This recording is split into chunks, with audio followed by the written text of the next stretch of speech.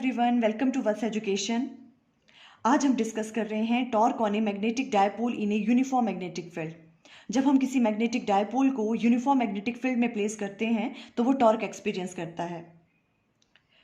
देखो, ऐसी same derivation हम लोग इलेक्ट्रिक फील्ड वाले चैप्टर में कर चुके हैं जब हमने इलेक्ट्रिक डायपोल को प्लेस किया था यूनिफॉर्म इलेक्ट्रिक फील्ड में।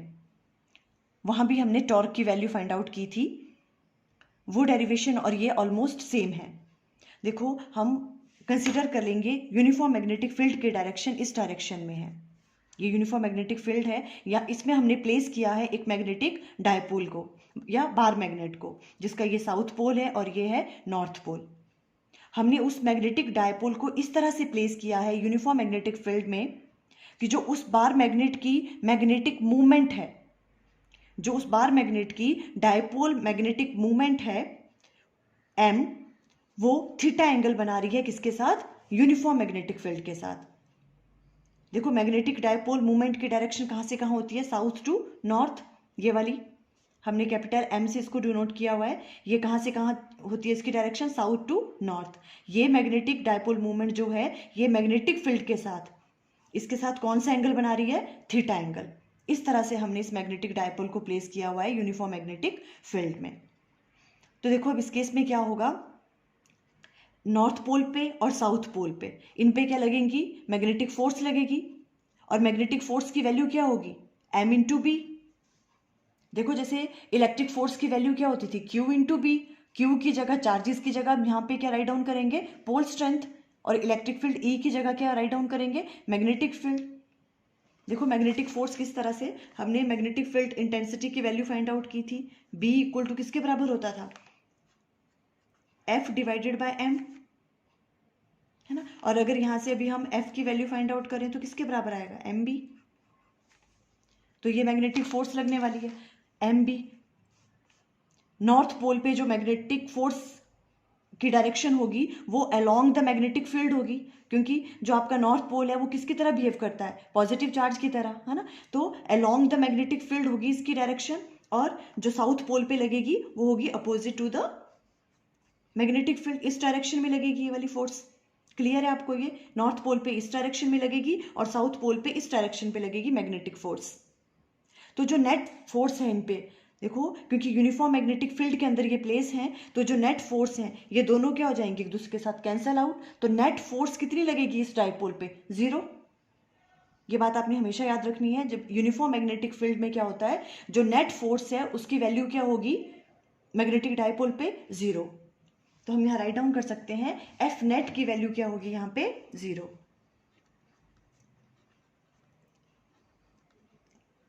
एफ नेट की वैल्यू क्या है यहाँ पे? 0। ठीक है, ये दोनों क्या कर रही है? एक दूसरे को कैंसिल आउट कर रही है। अगर एफ नेट की वैल्यू 0 है तो इस वाले केस में ट्रांसलेटिंग मोशन नहीं होगा। तो हम राइट डाउन कर सकते हैं यहाँ पे नो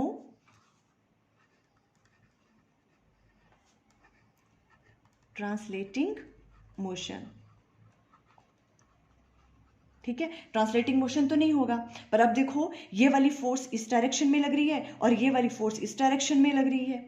इनका देखो लाइन ऑफ एक्शन क्या है? अलग अलग है। देखो, इसका ये इस तरफ को लग रही है, इसका लाइन ऑफ एक्शन है, और ये इस डायरेक्शन में लग रही है, इसका लाइन ऑफ एक्शन ये है। Different different line of action है दोनों का, है ना। तो हमने क्या कहा था, जब भी दो forces different line of action पे लगती हैं तो क्या होता है, अगर उनका लाइन ऑफ एक्शन अलग अलग है तो वो क्या एक्सपीरियंस करते हैं? टॉर्क एक्सपीरियंस करती है वो चीज़।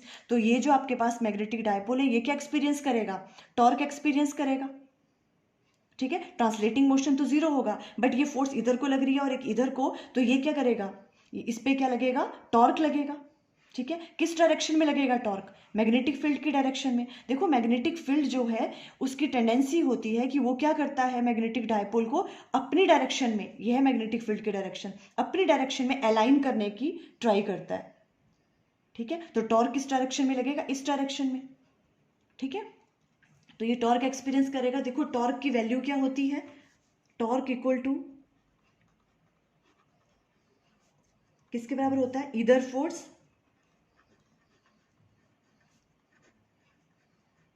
इधर फोर्स मल्टीप्लाई बाय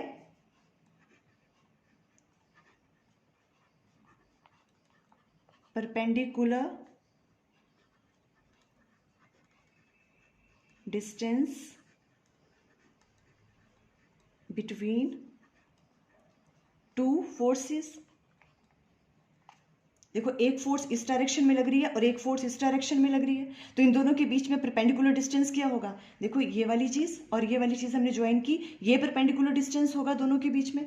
एक फोर्स इस डायरेक्शन में, एक फोर्स इस डायरेक्शन में, तो ये परपेंडिकुलर डिस्टेंस है। हमें इसकी वैल्यू फाइंड आउट करनी होगी। देखो अब हमने क्या कहा, अगर ये वाला एंगल थीटा है, देखो मैग्नेटिक डायपोल मूवमेंट जो है मैग्नेटिक फील्ड के साथ थीटा एंगल बना रहा है, ठीक है, तो ये वाला एंगल भी क्या हो जाएगा? थीटा। ठीक है, ये वाला एंगल भी थीटा हो जाएगा। तो इस वाले ट्राइंगल से देखो, अब जो भी आपके पास NST है, यहां से अगर हम यहाँ पे इसकी वैल्यू हमने फाइंड आउट करनी है तो हम किस तरह से फाइंड आउट कर सकते हैं? देखो ये सामने ये क्या हो गया, perpendicular NT divided by SN write down कर सकते हैं यहाँ पे। देखो अगर इस वाले ट्राइंगल से आप देखिए तो यहाँ पे वैल्यू क्या होगी? देखो अगर मैं राइट डाउन करूँ यहाँ पे NT perpendicular divided by hypotenuse SN किसके बराबर? अगर ये एंगल थीटा है तो किसके बराबर हो गया? साइन थीटा के बराबर राइट डाउन कर सकते हैं हम यहां से। ठीक है, तो यहां से NT की वैल्यू क्या आ जाएगी? NT equal to SN sine theta. तो NT की वैल्यू क्या आ गई? SN किसके बराबर है? देखो SN क्या है इसकी? डायपोल लेंथ 2L के बराबर, तो ये आ गया 2L साइन थीटा। ये बात क्लियर हुई? ठीक है, ये वाली का परपेंडिकुलर डिस्टेंस है किसके बराबर आ गया? 2L साइन थीटा के बराबर। क्लियर है? अब हम टॉर्क की वैल्यू कैसे, देखो टॉर्क टाउ इक्वल टू किसके बराबर आ गया? इधर फोर्स, कोई सी भी फोर्स ले ली, फोर्स की वैल्यू क्या है? MB multiply by perpendicular distance NT, ये किसके बराबर है? 2L sine theta. इसकी वैल्यू ये वाली आ जाएगी, है ना। अब हम इसे राइट डाउन कर सकते हैं किस तरह से? देखो M 2L इसे इकट्ठे राइट डाउन कर लेंगे और B sine theta write down कर सकते हैं हम इसको इस तरह से।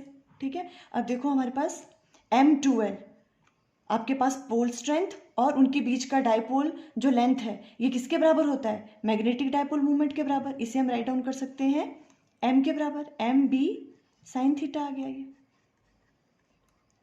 टॉर्क इक्वल टू, बिकॉज यहाँ पे राइट डाउन कर लोगे, क्योंकि जो आपके पास M है डायपोल मूवमेंट वो किसके बराबर होता है? M इंटू 2L के बराबर। तो हम इसे राइट डाउन कर सकते हैं इस तरह से, है ना। और टॉर्क को हम और कैसे राइट डाउन कर सकते हैं? M क्रॉस B, इस तरह से भी राइट डाउन कर सकते हैं हम इसको, क्योंकि साइन थीटा है। साइन थीटा को हम कैसे लिख सकते हैं? M क्रॉस B की फॉर्म में। इतना टॉर्क एक्सपीरियंस करेगा ये जब कब हम किसी मैग्नेटिक डायपोल को प्लेस करते हैं यूनिफॉर्म मैग्नेटिक फील्ड में। क्लियर हो गया आपको ये?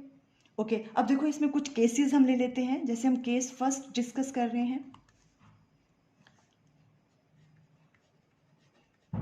Torque will be maximum. Torque maximum कब होगा? देखो टॉर्क मैक्सिमम कब होगा? जब साइन थीटा की वैल्यू क्या होगी? मैक्सिमम होगी। साइन थीटा की वैल्यू क्या होनी चाहिए? मैक्सिमम होनी चाहिए। इट मीन्स थीटा की वैल्यू क्या होनी चाहिए? 90 डिग्री। ठीक है, तो साइन 90 की वैल्यू क्या आ जाएगी आपके पास? 1। तो टॉर्क की वैल्यू क्या आ जाएगी? MB, यहाँ आ जाएगा साइन 90 और यहाँ पे आपके पास MB साइन 90 इज 1। तो टॉर्क की वैल्यू क्या आ जाएगी आपके पास? मैक्सिमम। ठीक है, तो टॉर्क कब उस पर मैक्सिमम टॉर्क लगेगा? जब angle between dipole magnetic movement और मैग्नेटिक फील्ड के बीच का एंगल क्या हो जाएगा? 90 डिग्री। तो मैक्सिमम टॉर्क उस पर लगेगा। ठीक है, अब हम केस सेकंड ले लेते हैं।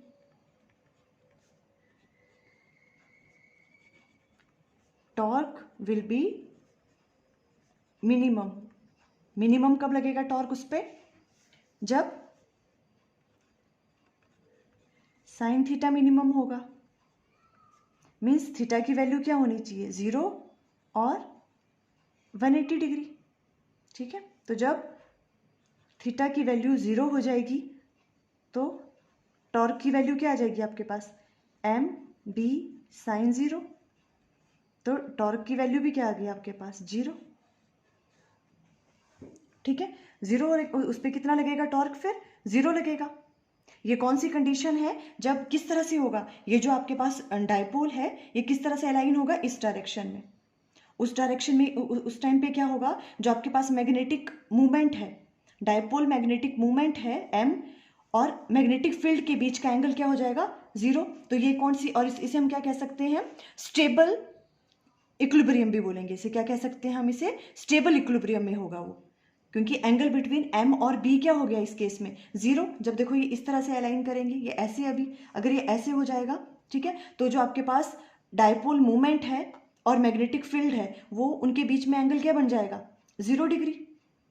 ठीक है, यही तो करता है ना जो मैग्नेटिक फील्ड है, वो इसको अपनी डायरेक्शन में अलाइन करने की कोशिश करता है। जब ये इसी डायरेक्शन में होगा तो इस पे टॉर्क क्या लगेगा, 0, और वो स्टेबल, वो इक्विलिब्रियम कंडीशन में होगा। इसे हम क्या कह सकते हैं, ये कौन सी है, इक्विलिब्रियम कंडीशन है ये,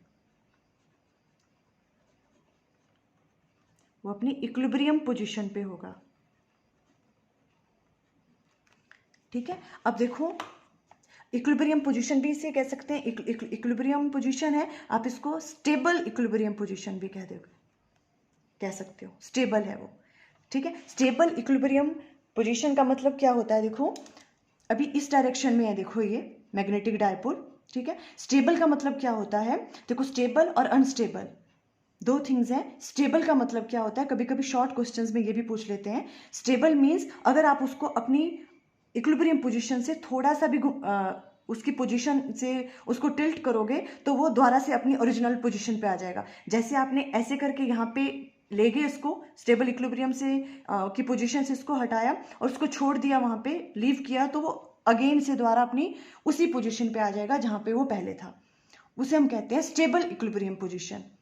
ठीक है, अब अगर आपके पास थीटा की वैल्यू 180 हो जाती है तो भी टॉर्क की वैल्यू क्या होगी, mb साइन 180। तो यहां पर भी टॉर्क की वैल्यू क्या होगी, 0। ठीक है, इस वाले केस में भी क्या होता है, साइन 180 इज 0, तो इस वाली कंडीशन में भी टॉर्क की वैल्यू 0 होने वाली है। तो इसे हम कहते हैं, देखो ये भी इक्विलिब्रियम पोजीशन होगी, ठीक है, बट ये होगी अनस्टेबल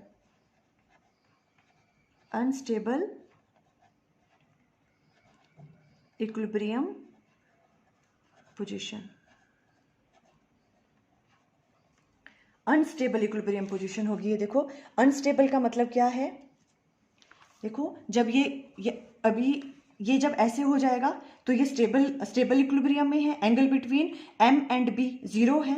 ठीक है, और अगर 180 एंगल होगा तो मीन्स देखो ये नॉर्थ पोल है, ये साउथ पोल है। ठीक है, ये स्टेबल इक्विलिब्रियम है। जब ये इस तरह से हो जाएगा, नॉर्थ पोल इधर आ जाएगा, साउथ पोल इधर, तो 180 डिग्री का एंगल बनेगा m में और b में। ठीक है, टॉर्क इस टाइम पर भी क्या लगेगा, 0 लगेगा, बट ये है तो ये इक्विलिब्रियम पोजीशन, बट ये कौन सी इक्विलिब्रियम पोजीशन है, अनस्टेबल इक्विलिब्रियम पोजीशन। देखो अनस्टेबल इक्विलिब्रियम पोजीशन से क्या मतलब होता है कि अगर हम इसको इस वाली पोजीशन से थोड़ा सा भी ऐसे मूव करेंगे तो ये वापिस इस वाली पोजीशन पे जैसे ये है वैसे ही नहीं आना चाहेगी। ठीक है, थोड़ी सी भी ये ऐसे मूव करेगी ना तो ये पूरी मूव करके अपनी इस वाली पोजीशन में आ जाएगी, स्टेबल इक्विलिब्रियम पोजीशन पे। ठीक है, आप अंडरस्टैंड किए what is stable equilibrium position and unstable equilibrium position. जब इस डायरेक्शन में होगा ये एंगल बिटवीन डायपोल मूवमेंट और मैग्नेटिक फील्ड के बीच में एंगल 0 डिग्री होगा तो वो स्टेबल इक्विलिब्रियम होगा, और जब मैग्नेटिक मूवमेंट और मैग्नेटिक फील्ड के बीच में एंगल 180 डिग्री का होगा तो वो भी इक्विलिब्रियम पोजीशन होगी, बट उसे हम कहेंगे अनस्टेबल इक्विलिब्रियम पोजीशन। देखो आज हमने ये डिस्कस किया torque on a magnetic dipole in a uniform magnetic field. I think आपको क्लियर हो गया। Okay, thank you.